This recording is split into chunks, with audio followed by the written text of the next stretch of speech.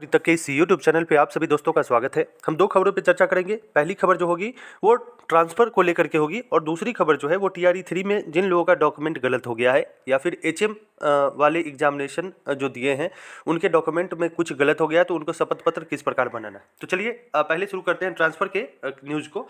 आज के पेपर में आया है भास्कर ब्रेकिंग, हर माह 5 से 8 दिन के बीच लिस्ट होगी जारी, यानी 5 से 8 दिनों के बीच में, यानी एक सप्ताह के अंदर में एक लिस्ट जारी होगी। 10,470 शिक्षकों का ट्रांसफर खुद करेंगे अपर मुख्य सचिव सिद्धार्थ, यानी जो पहले चरण के जो शिक्षक हैं जो ट्रांसफर के लिए आवेदन किए हैं उनका ट्रांसफर जो है वो खुद करेंगे अपर मुख्य सचिव।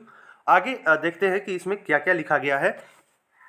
तो पति पत्नी और दूरस्थ स्कूल के आधार पर आवेदन करने वाले शिक्षकों का ट्रांसफर करेंगे डीईओ, यानी जिला के लॉगिन पे आएगा और उसका जो है वो करेंगे कौन, तो डीईओ करेंगे उसका ट्रांसफर। किस श्रेणी में कितने आवेदन हैं, तो 760 जो है वो कैंसर रोग से है, 2579 जो है वो किडनी हृदय व अन्य रोग से, 5575 जो है दिव्यांग और अन्य कारण, पारिवारिक दिव्यांग के आधार पर 1575, 1338 विधवा या परित्यक्त और 16,356 पति पत्नी के आधार पर, जबकि 70,167 महिला दूरी के आधार पर और 92,000 पुरुष शिक्षक जो है वो दूरी के आधार पर ट्रांसफर के लिए आवेदन दिए।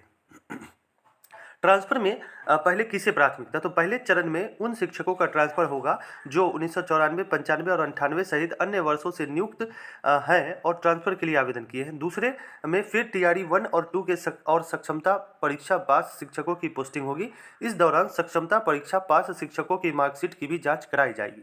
और तीसरा जो है टीआरई 3 पास 66,603 शिक्षकों के ट्रांसफर अगली बार होंगे, उनकी पहली काउंसलिंग, पोस्टिंग व सर्टिफिकेट का वेरिफिकेशन किया जाएगा।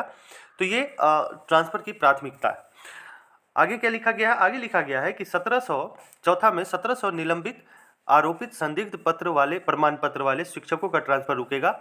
अवकाश पर गए शिक्षकों का भी ट्रांसफर होगा, वह छुट्टी के बाद स्कूल का चार्ज लेंगे। तो ये बहुत अच्छी खबर है, चूँकि बहुत सारे लोग जो है वो मातृत्व अवकाश में या फिर अर्न लीव में या फिर किसी भी लीव में गए हुए हैं, तो उन लोगों के लिए भी एक अच्छी खबर है। इस पूरे मामले को पढ़ते हैं, आप देख सकते हैं राज्य में 10,470 शिक्षकों के ट्रांसफर शिक्षा विभाग के अपर मुख्य सचिव डॉक्टर एस सिद्धार्थ स्वयं करेंगे। प्रत्येक शिक्षक की मार्कशीट और जो प्रमाण पत्र ट्रांसफर के लिए आवेदन के साथ अपलोड किए गए हैं उसकी जांच भी वह स्वयं संबंधित विभाग के व्हाट्सएप, मेल और डाक द्वारा करेंगे। आवश्यकता हुई तो संबंधित अधिकारियों से सीधी बात भी होगी।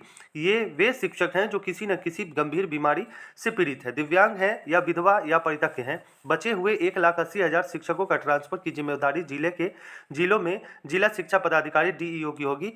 अपर मुख्य सचिव की ओर से प्रत्येक महीने 5 से 8 दिन के अंतरालों पर शिक्षकों के ट्रांसफर की लिस्ट जारी की जाएगी। शुरुआत में प्रमाण पत्रों की जांच में लगने वाले समय की वजह ट्रांसफर प्रक्रिया सुस्त रहने की संभावना है, बाद में इसमें तेजी आएगी। इसके बाद बचे हुए 1,80,000 शिक्षकों के ट्रांसफर डीईओ स्तर से होगा। मुख्यालय में कैटेगरी और जिला के आधार पर शिक्षकों के आवेदन फॉर्म को सूचीबद्ध किया जाएगा। इसके बाद प्रत्येक जिला के डीईओ को ट्रांसफर लिस्ट भेजी जाएगी। डीईओ शिक्षकों को प्रखंड आवंटित करेंगे। प्रखंड शिक्षा अधिकारी शिक्षकों को स्कूल आवंटित करेंगे। बची हुई सीटों के बारे में हर दिन जानकारी मुख्यालय को भेजी जाएगी। यानी इस प्रक्रिया में अभी लंबे समय लगने के हैं, चूँकि 5 से 8 दिनों में जो है वो लिस्ट आया करेगा, तो 10,000 शिक्षकों के आवेदन में बहुत लंबा समय लगने वाला है। 17,000 से अधिक शिक्षक कई कारणों से निलंबित हैं। बिहार में लगभग 1,90,000 में से 1,700 से अधिक ऐसे शिक्षक हैं जो विभिन्न कारणों से निलंबित है या फिर उन पर कोई आरोप लगा हुआ है या फिर प्रमाण पत्र संदिग्ध हैं। ऐसे में शिक्षकों के ट्रांसफर की प्रक्रिया में ऐसे शिक्षकों का ट्रांसफर अभी होल्ड किया जाएगा। जिन्होंने आवेदन किया है उन सबका होगा ट्रांसफर। शिक्षकों के ट्रांसफर की मॉनिटरिंग हम खुद कर रहे हैं। विशेष शिक्षकों के ट्रांसफर आवेदन को पढ़ने के बाद ही कार्रवाई हो रही है। जिला शिक्षा जिन शिक्षकों ने ट्रांसफर के लिए आवेदन किया है उन सभी का ट्रांसफर होगा। डॉक्टर एस सिद्धार्थ अपर मुख्य सचिव। तो ये बहुत अच्छी खबर है, लेकिन अभी इस खबर में यानी इस ट्रांसफर में समय लगना है।